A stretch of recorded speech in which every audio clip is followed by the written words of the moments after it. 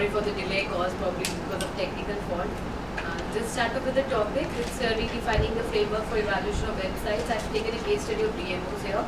The important research issue to be discussed here today for the conference is that how important is a website evaluation for any DMO, destination management organization, and what can be the important constructs or variables on which we are supposed to decide that what should be the criteria for evaluation of a website.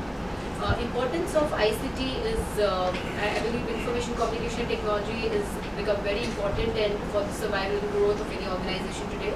And we believe that technology information are reshaping the business, and it's a digital technology which is actually which has changed the complete entire tourism structure, tourism industry. It has touched upon the tourism sector, and the website have been the center of the marketing mix.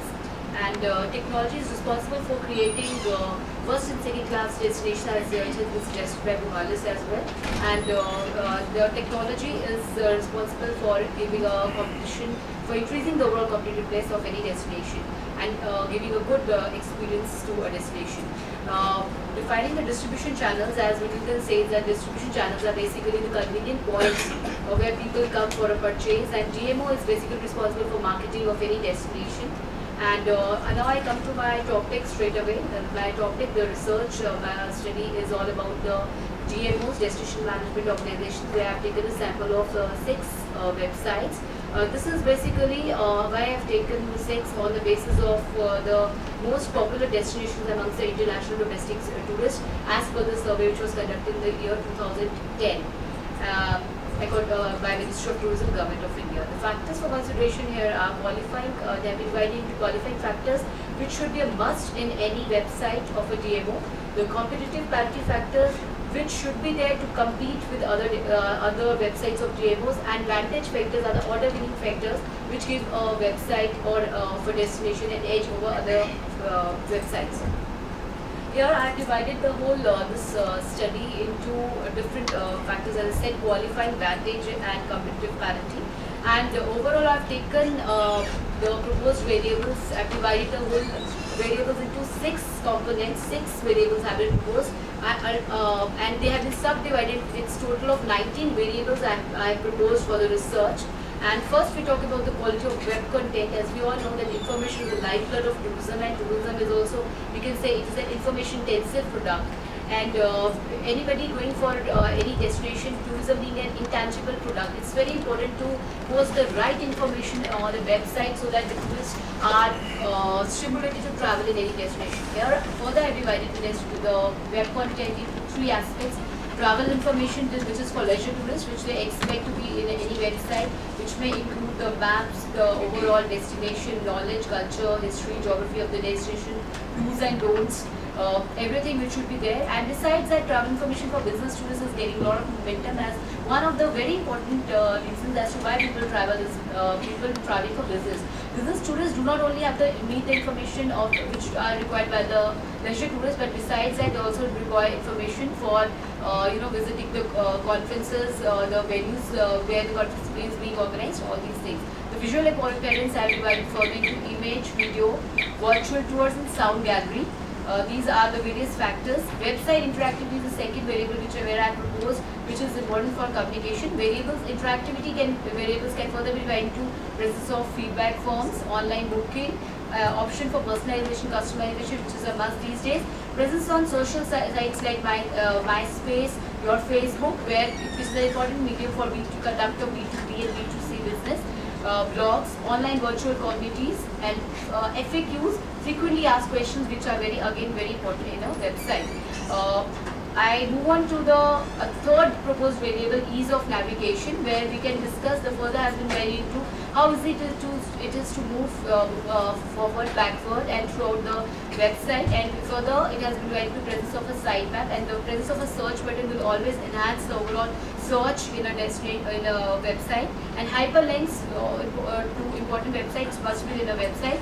And the other 2 proposed variables are visitor number tracking, which is deciding as to how many people have visited a website, which basically enhances the overall credibility of any DMO. Here, according to survey, Maharashtra and UP have the only this feature of visitor number tracking, where the other 4 websites are missing out on this one variable. Multilingual languages, if I say I will only travel, if I can read it, I can think of traveling about a destination. So we need to understand from the perspective of not only a domestic tourist but also international traveler. Leave aside the international traveler, even many of the destinations I've studied, they do not cater to the international traveler also. It's not, because it's a misconception that English is a language which is understood by the people. Hindi is a mother tongue, and many websites that don't have this Hindi option also available. The destination is not translated Hindi as well, or the local language in which the DMO is based in.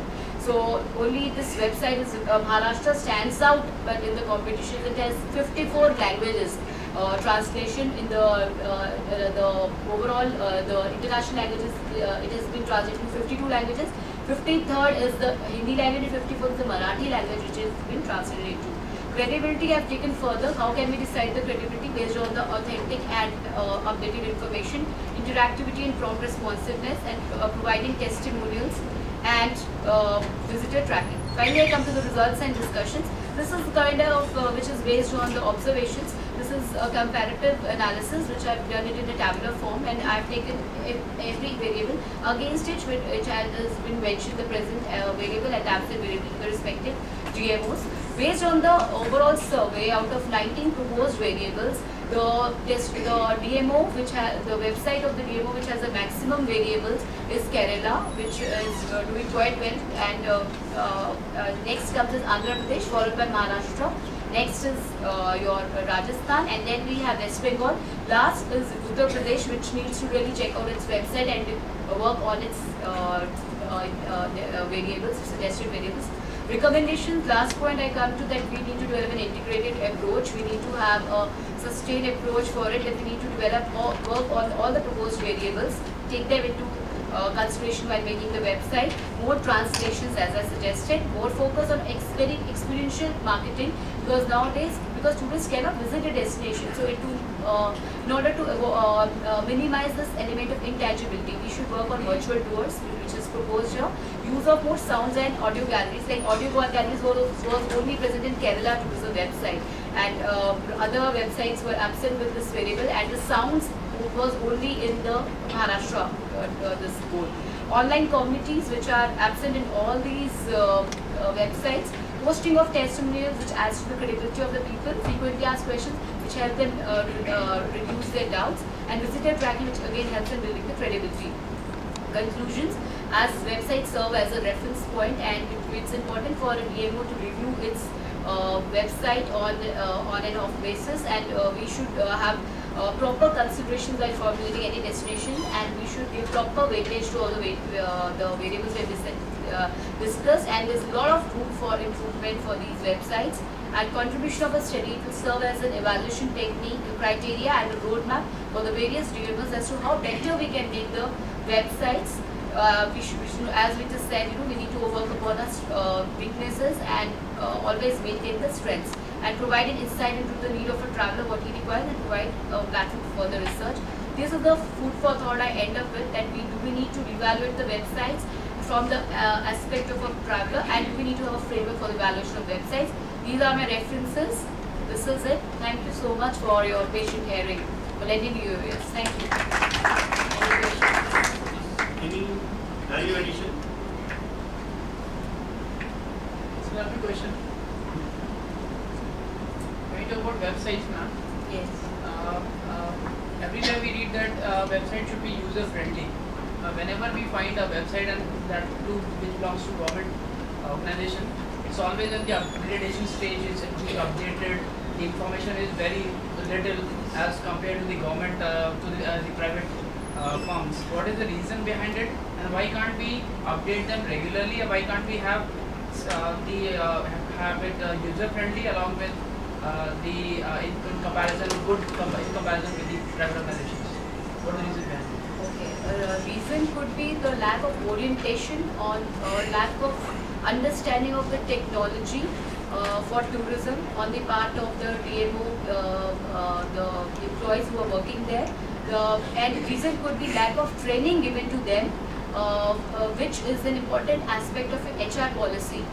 we need to orient them about the understanding which technology can have implications on the overall, because website is the basic interface. When you're traveling to any destination, it's the first thing which you'll always click on to it. And like nowadays we're talking a lot about viral marketing, that is word of mouth. It's not now, no more, it's word of mouth. So these websites which have come up, this with your Facebook, Twitter, YouTube, and if you will see the websites, as I was discussing also, certain websites have taken this into consideration, and many of them are coming up with it. As I have gone through these websites, even this Maharashtra website, it is linked on Facebook, Twitter. They are realizing this technology. Even this West Bengal has an interactive blog. They have a blog page separately. So they are realizing, but we need to have certain kind of more interaction where we need to tell the people of DMOs that this is important. Website is a very important interface, and in order to reduce it element of intelligibility, we should try to incorporate these features. That's what the whole study is all about.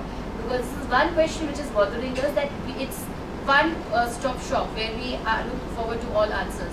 But there are websites which have worked on this criteria, but as I said, we should not always be harping upon strengths. We should stretch ourselves more beyond the limits and work on more building, like frequently asked questions, which I found was only present in Uttar Pradesh and not any other website, which is very important for a tourist perspective. So, and if you talk about the user-friendly, Andhra Pradesh is a user-friendly website. They have a proper homepage, and they have separate 3 sections, which is one for your leisure tourists, one is for business tourists, and one is from the investor's point of view. They are user friendly. There are some websites which are very user friendly, but there are some which have to work on their website, and that is the discussion here all about. So I think we need to work on more training programs. We need to understand the importance of technology in tourism. I hope I tried to answer you. Thank you very much. Any other questions? I have a question. Yes, ma'am. What would you grade? Should the website be more pictorial and animated, or creative, or should be more informative? What was your observation according to your? Okay. Ma'am, as I believe, I have discussed about, according to me, both of these components are very, very important. They have to be complementary and supplementary to each other. Information is the lifeblood of tourism, and information, any tourist planning to visit Taj Mahal, they would like to know that what time is the Taj Mahal open. Is it closed on any day? Like on Fridays, that information must be posted. Otherwise, this complete plan of traveling to a destination, it will be, it will go down the abyss. And secondly, images have to supplement the information, because just information will not attract the tourist. That is something important. That is an important reason for logging onto the website of the destination, to get information about the places, about the places to visit, about the suggested itineraries, or making any online reservations. But second is how attractive it is, and that can be only made possible if we have the right combination of pictures, sounds, or images, videos, and that's why some of the websites are working on it, and some of them have developed virtual tours concept also. There was one presentation we saw in the last technical session, where she was talking about virtual tours, and that I've practically seen in 3 websites. So a lot of these things are being done, and I believe, ma'am, to crown it all, both the things should go hand in hand. It's important to surface your images, sounds, videos along with the information. Relevant information is supposed to be. Can I have a suggestion on this? Yes, please. Especially for the business travel, why these I'm sorry, I don't belong to it. I come from Botswana. Why these websites are not connected with Travelocities or the websites with LinkedIn, which is a professional program, and wherein business tours definitely would be promoted through LinkedIn as well. Maximum business tourism happens Through LinkedIn. Correct. So they should be definitely connected with LinkedIn as well as with Travelocity. And the SEOs, the special search options, should be integrated in these websites, so that when the international traveler is searching, they should be able to bank on with these information, and they know where to come from. And the third suggestion which I would like to do is the legality of the contents of the website. Absolutely.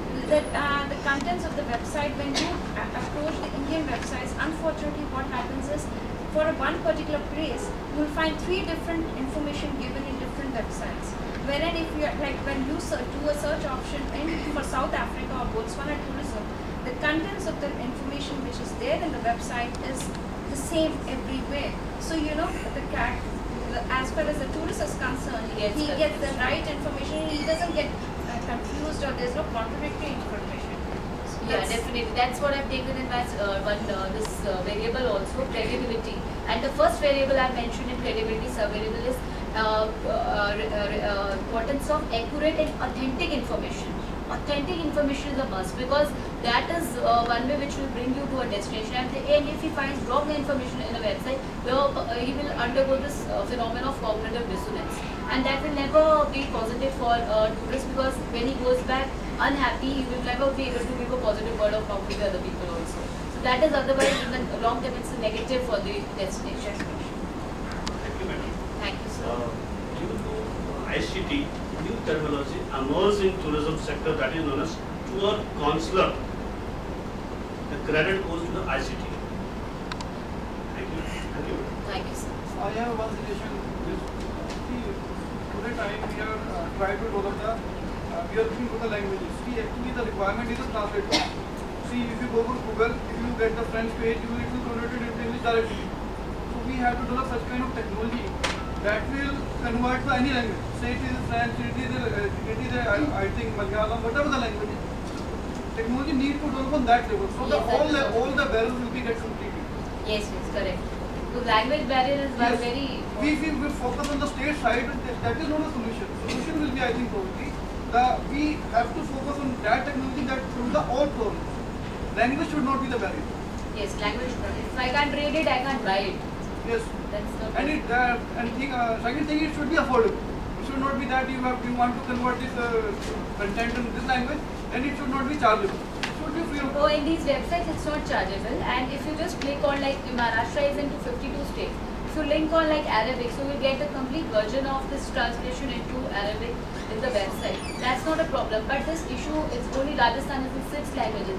Rest UP is in no language. So they don't understand that international tourist needs to have information in his language. That's an important criteria.